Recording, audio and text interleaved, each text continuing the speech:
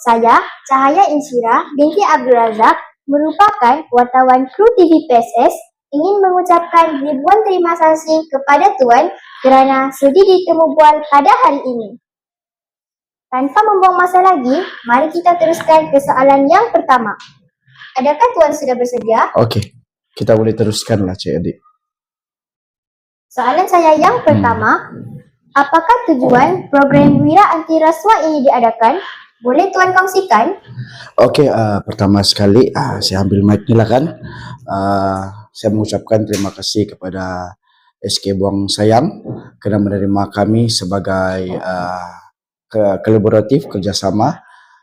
Untuk pengetahuan adik, Wira Anti Rasuah ini adalah program yang dianjurkan setiap sekali setahun dan menjadi KPI Negeri Sabah lah, SPRM Negeri Sabah.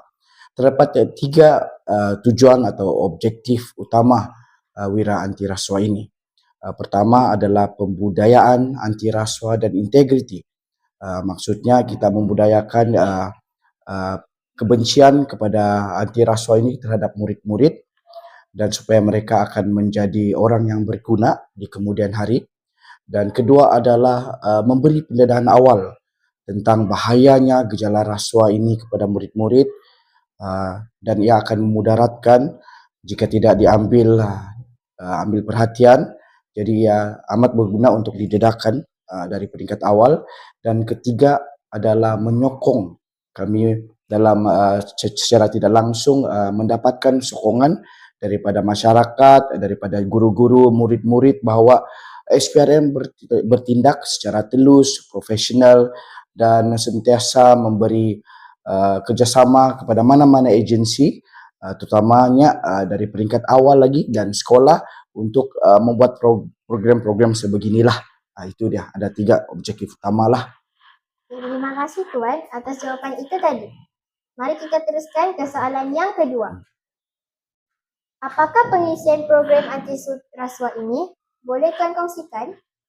Okey, pengisian untuk anti rasuah ini, Wira Anti Rasuah ini adalah daripada segi taklimat.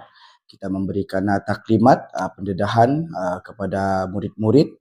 Kedua, kita akan share beberapa video-video pendek yang mana kita telah berkolaborasi dengan Upin Ipin dan rakan-rakan strategik yang lain untuk memberikan yang lebih interaktif.